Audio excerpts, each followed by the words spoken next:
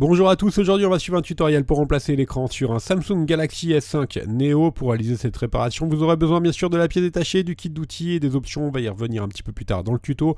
On va commencer par la pièce détachée. Il s'agit d'un écran Super AMOLED avec la vitre tactile qui est prémontée. Attention, les écrans de S5 et les écrans de S5 Neo, ce ne sont pas les mêmes. Et là, c'est un tuto pour le S5 Neo. Vous retrouverez en commentaire de la vidéo le lien direct vers les produits. Vous aurez besoin également du kit d'outils spécialement conçu pour cette réparation. N'oubliez pas que vous bénéficiez de 10% de remise avec le code YouTube. Et éventuellement, en option, vous retrouverez tout ça sur la fiche produit. Le coussin chauffant pour décoller la vitre et la colle pour la recoller tout simplement.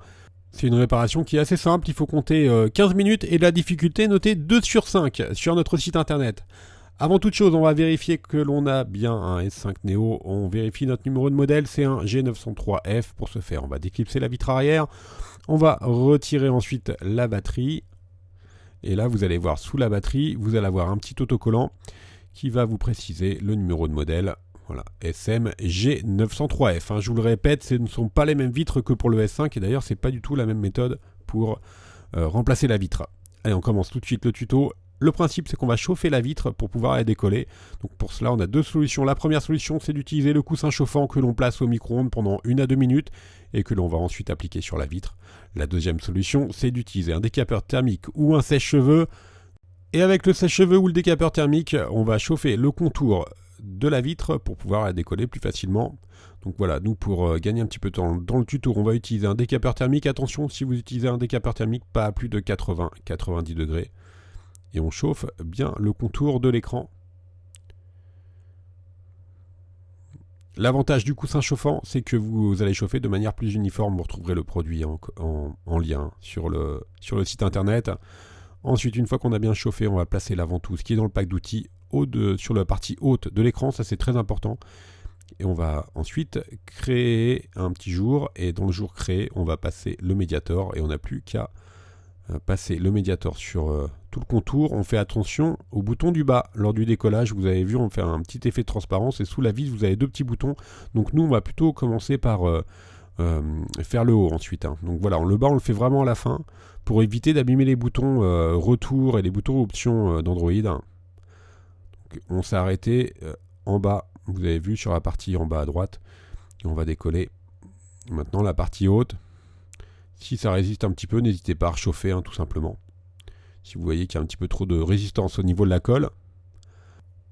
Donc après, il n'y a vraiment pas trop de problème. Au niveau du décollage, il faut juste faire attention au bouton. Et l'écran, le bloc écran va le changer complètement. Donc il n'y a pas trop de risque. A noter qu'en plus, les écrans de S5 Neo, ils sont moins chers que le S5. Donc ça, c'est la bonne nouvelle. Allez, on va passer maintenant. On va retourner sur le tuto. On va s'intéresser à la partie droite de l'écran. Et vous allez voir, on va soulever légèrement le bloc écran. Et ensuite, on va retirer un petit cache de protection qui, en fait, cache la nappe, le connecteur du tactile. Voilà, on a enlevé le petit cache et ensuite, on enlève le connecteur du tactile et du LCD. Il fait les deux. Ensuite, on relève l'écran et on fait attention aux boutons. Ils doivent bien rester attachés au châssis. Vous avez vu là, on l'a décollé le premier. Le deuxième, il était resté sur le châssis. Et maintenant, on n'a plus qu'à basculer complètement la vitre, l'ancienne vitre, pour l'enlever. Voilà, on a notre châssis d'un côté et notre ancien écran de l'autre. Donc on va remonter maintenant notre nouveau bloc écran qui est à droite. Alors il est livré avec les boutons, donc on n'a pas d'éléments récupérés. On va enlever l'adhésif, enfin la protection de l'adhésif plutôt.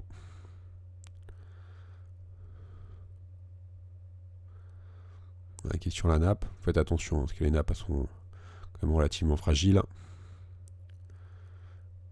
Et ensuite, on va retirer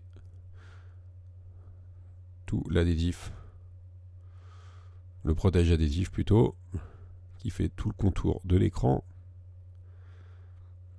Et idem pour celui qui est derrière l'écran AMOLED.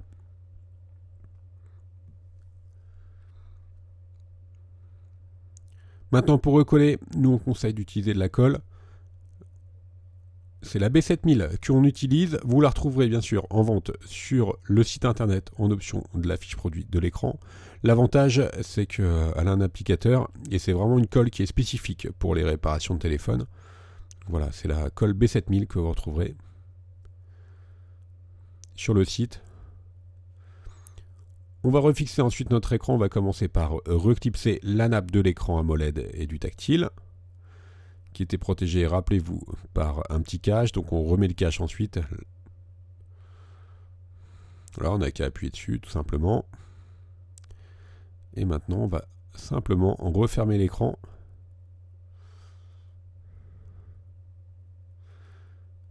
Et on va faire pression pour que la colle puisse faire effet. On va mettre sous presse pendant 5 à 10 minutes. Donc on va faire une pression constante pendant 5 à 10 minutes. Et après, il n'y aura pas de souci. Tout recollera. On remet la batterie. Et on n'a plus qu'à remettre le cache. Vous retrouverez tous les éléments que l'on vous a présentés, les coussins chauffants, la colle, les outils, les écrans bien évidemment sur notre site internet. N'oubliez pas que vous bénéficiez de 10% de remise avec le code YouTube sur les écrans de S5 Neo et sur les pieds détachés, les outils sur notre site. On reste joignable par mail, par chat ou encore par téléphone. Merci à tous d'avoir suivi ce tuto et à bientôt pour de nouvelles vidéos.